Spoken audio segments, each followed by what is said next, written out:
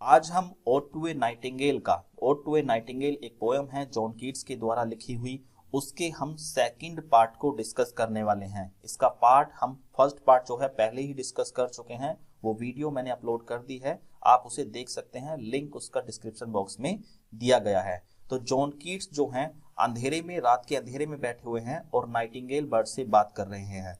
ठीक है, तो आगे फिफ्थ स्टैंजा से हम इसे समझते हैं। ये रहा आप लोगों के सामने fifth stanza.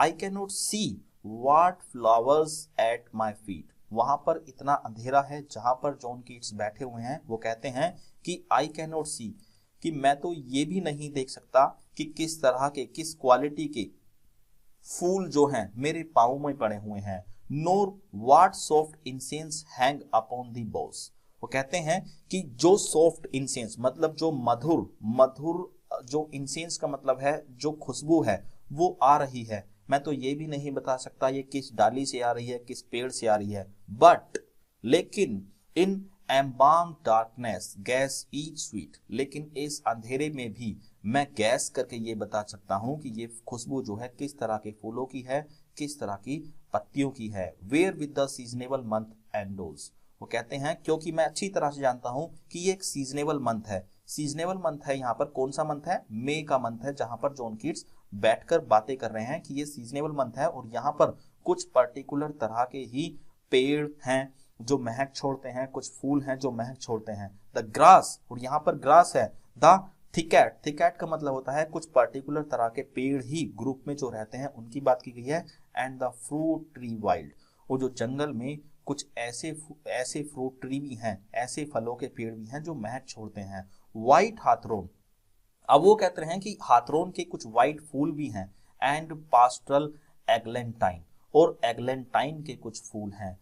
Fast fading violets covered up in leaves, कुछ यहाँ पर ऐसे वायलेट्स के फूल हैं जो बहुत जल्दी मुरझा जाते हैं। एंड मिड मेज एल्डेस्ट चाइल्ड, और कुछ ऐसे फूल भी हैं जो मई के महीने में बहुत जल्दी, एल्डेस्ट चाइल्ड का मतलब है कि बहुत जल्दी वो खिल जाते हैं। The coming musk rose full of dewy wine, the murmurous haunt of flies on summer eves, जो गर्मियों के दिन है। इन दो लाइनों का मतलब है कि जो गर्मियों के दिन है, गर्मियों की जो इवनिंग होती है उस समय में जो मधुमक्खी होती है, हॉन्ट ऑफ फ्लाइज का मतलब है कि उनका एक अड्डा बन जाता है, उनका एक घर बन जाता है। क्या? मस्क रोज, मस्क रोज पे आकर वो ज्यादातर बैठती हैं, वहां से शहद को चूसती हैं और अपने छत्ते में ले जाकर डाल देती हैं। क्यों? क्योंकि एक तो ये मस्क रोज जो है बहुत ही महकने वाला फूल होता है, और ये डीवी वाइन का मतलब है इसके अंदर ये गीला होता है, इसके अंदर शहद भी ज्यादा निकल कर आता है। अगले स्टैंजा की बात करते हैं। डार्किंग आई लिसन, इतने अंधेरा होने के बावजूद भी नाइटिंगेल से जॉन कीट्स कहते हैं आई लिसन, मैं तुम्हारे इस गाने को सुनता हूं। And for a many time I have been half in love with easeful death, और इससे पहले जब मैं तुमसे बात कर रहा हूं, इससे पहले मैनी ए टाइम, बहुत बार, I have been half in love, कि मैं बहुत बार गले लगकर आ चुका हूं, यानी कि मैंने उससे प्यार किया है। किससे? विद ईजफुल डेथ, मैंने डेथ से बहुत बार प्यार किया है। मतलब कभी कभी जॉन कीट्स को ऐसा लगता था कि अब वो मरने ही वाले हैं, यानी कि उनको ऐसा बहुत बार फील हुआ है आज से पहले कि वो मरने ही वाले हैं। Called him soft names in many a muse rhyme, called him soft name, कि मैंने बहुत ही बार डेथ को अपनी पोएम्स में, म्यूज राइम का मतलब है अपनी पोएम के अंदर मेंशन किया है। To take into the air my quiet breath, कि मुझे ले जाओ, मेरी ब्रीथ को, मेरी सांसों को, मेरी आत्मा को ले जाओ इस हवा में, इस मेरी सांसों को अपने साथ ले जाओ। मैंने कई बार अपनी पोइट्री के माध्यम से डेथ से कहा है। Now more than ever seems it rich to die, लेकिन उन सारी जितनी भी बार मैंने डेथ को मेंशन किया है, लेकिन अब मुझे ऐसा लगता है कि समय आ गया है जब मैं डेथ को ये कहूं कि ये परफेक्ट टाइम है मुझे ले जाने का, तुम मुझे अपने साथ ले जाओ। टू सीज, मुझे मार दो, टू सीज का मतलब है मुझे मार दो। Upon the midnight with no pain, इस रात्रि के अंधेरे में, जब ये आधी रात है, मुझे मार दो। और नो पेन, मुझे मरने में कोई भी दर्द मत देना, मुझे मार दो। while thou art pouring forth thy soul abroad in such an ecstasy, यहाँ पर नाइटिंगेल से कहते हैं मैं मरना इस समय पर इसलिए पसंद करूंगा क्योंकि thou art pouring, thou art, thou कौन है यहाँ पर? नाइटिंगेल। आर्ट क्या है? उसकी सिंगिंग। पोरिंग का मतलब है जो वो जोर जोर से गाना गा रही है। क्योंकि मैं इस समय पर मरना इसलिए पसंद करूंगा क्योंकि नाइटिंगेल जोर जोर से अपने गाने को दिल से, अपनी सोल से, अपने हार्ट से पूरी तरह से गा रही है और वो बहुत आनंद में है। तो मैं मरना पसंद करूंगा इस समय पर, और मैं एक आसान मौत चाहता हूं, मुझे कोई भी पेन होना नहीं चाहिए। आगे नाइटिंगेल से कहते हैं, जब मैं मर जाऊंगा, स्टिल वुडेस्ट दाउ सिंग, मेरे मरने के बाद भी तुम अपना गाना नहीं रोकोगी, तुम गाती रहोगी। And I have years in when, मैं जो मेरे पास ईयर्स होंगे लेकिन वेन में, यानी कि मैं तुम्हारे गाने को सुन नहीं पाऊंगा, तुम्हारे गाने को सुन नहीं पाऊंगा। To thy high requiem become a sod. अब यहाँ पर एक शब्द है रिक्वेम। ये शब्द जो है क्रिश्चियन लोगों में कब गाया जाता है? जब किसी मरने वाले की आत्मा की शांति के लिए कोई प्रार्थना की जाती है, कोई सॉन्ग गाया जाता है ना।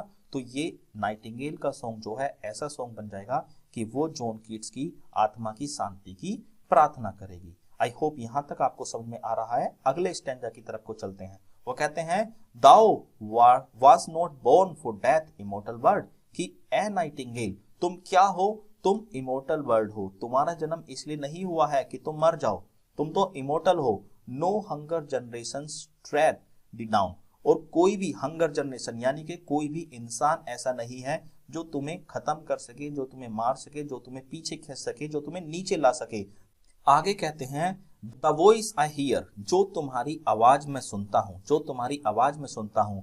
This passing night was heard, और यही चीजें सुनी गई होंगी। वाज हर्ड का मतलब है सुनी गई होंगी। इन एंशिएंट डेज, पुराने प्राचीन समय के टाइम में तुम्हारी ये चीजें सुनी गई होंगी। बाय एम्परर एंड क्लाउन्स, कुछ सम्राटों के द्वारा, कुछ किंग्स के द्वारा, या फिर उनके साथ जो रहने वाले फूल्स होते थे, क्लाउन होते थे, उनके द्वारा तुम्हारी आवाज ये सुनी गई होगी जो नाइटिंगेल की आवाज में अभी सुन रहा हूं। परहैप्स, शायद, the self same song that found a path through the sad heart of youth. एक यूथ नाम की लड़की थी, बाइबल का एक कैरेक्टर है। वो अपना रास्ता भटक कर किसी एक नई जगह पर पहुंच जाती है। तो परहैप्स, शायद, जो रूथ है उसने भी तुम्हारे इस गाने को सुना होगा। व्हेन सीक फॉर होम, जब वो अपने घर का रास्ता ढूंढ रही होगी। सीक फॉर होम है कि अपने घर के रास्ते को भटक गई थी, तो उस समय पर शायद तुम्हारे नाइटिंगेल की जो सॉन्ग है उसको रूथ ने भी सुना होगा। सी stood in tears amid the alien corn, वो सी स्टूड, वो खड़ी होगी इन टीयर्स, रोते हुए। अमिड द एलियन, एलियन का मतलब तो अनजान होता है, अजनबी होता है, और कॉर्न का मतलब है कुछ फसलें, कुछ खेतों में वो खड़ी होगी जहां पर उसने तुम्हारे गाने को सुना होगा। The same that oft times hath charmed magic seasment, opening of the form of perilous seas in fairy lands forlorn। यहाँ पर कहा गया है कि जो ये नाइटिंगेल का सॉन्ग है, द सेम का मतलब है कि वही सॉन्ग बहुत बार सुना गया होगा जब समुद्र में यात्रा करने वाले लोग जो खिड़की से झांक कर देखते हैं बाहर की तरफ को, तो उन यात्रियों ने बहुत बार इस नाइटिंगेल को सुना होगा। और इसके अलावा जो फेरी लैंड्स है, मतलब जो परियों का संसार है, उसमें भी इस नाइटिंगेल को सॉन्ग को सुना गया होगा। आगे कहते हैं, forlorn the very word is like a bell to toll me back from thee to my sole self. Forlorn word के बारे में, अकेला, फॉरलोन का मतलब होता है अकेला, उदास होना।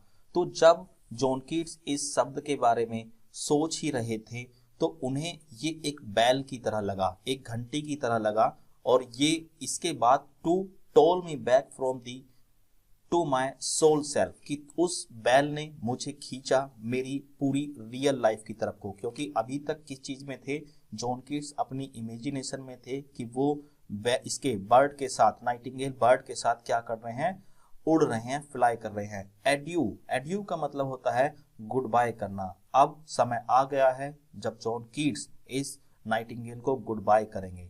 The fancy can not cheat so well, fancy का मतलब है इमेजिनेशन। जो इमेजिनेशन है जॉन कीट्स की वो बहुत लंबे समय तक चीट नहीं कर सकती जॉन कीट्स को, क्योंकि एक ना एक समय सपना टूट ही जाता है, इमेजिनेशन टूट ही जाती है। तो जॉन कीट्स कहते हैं कि फैंसी जो है ना, इमेजिनेशन जो है, ये बहुत लंबे समय तक मुझे तुम्हारे साथ नहीं उड़ा सकती, as she is fame to do deceiving elf. ये कहते हैं कि जो इमेजिनेशन है इसका, ये फेम्ड है, ये बहुत ही प्रसिद्ध है। किस लिए प्रसिद्ध है? डिसीविंग एल्फ, की कुछ ऐसे कामों के लिए जो इंसानों को धोखा देने के काम करती है। मतलब जॉन कीट्स सच में उड़ नहीं सकते, लेकिन ये इमेजिनेशन में उड़ रहे हैं, तो ये डिसीव कर रही है कौन? Fancy, imagination. इसीलिए जॉन कीट्स कहते हैं इस बर्ड से एडियो एडियो, गुड बाय मेरी बर्ड, अलविदा, मैं तुम्हें अलविदा कहता हूँ। दाय प्लेंटिम एंथम फेड, जो तुम्हारा ये दुख भरा सॉन्ग है, मतलब जो तुम्हारा जो गाना है अब ये दुख भरा सॉन्ग बन गया उनके लिए।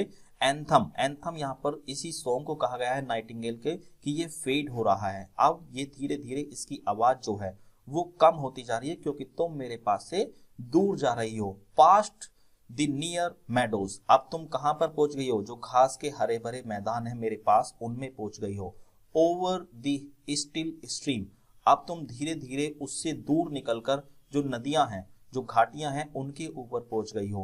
अप द हिल साइड, अब तुम हिल साइड में पहुंच गई हो, मतलब धीरे धीरे करके ये नाइटिंगेल दूर जाती जा रही है। एंड नाउ इट इज बरी डीप, और धीरे धीरे करके तुम्हारा गाना जो है वो मुझे बहुत ही कम सुनाई दे रहा है, ना के बराबर उसकी आवाज मेरे पास तक आ रही है। In the next valley glades, और अब तुम उड़ते उड़ते नेक्स्ट घाटी में पहुंच चुकी हो, जहां से तुम्हारी आवाज बिल्कुल भी नहीं आ रही है। Was it a vision or a waking dream? John Keats कहते हैं कि क्या कोई ये सपना था, क्या कोई ये विजन था, ये कोई इल्यूजन था, या फिर मैं जागते हुए ही एक सपना देख रहा हूँ।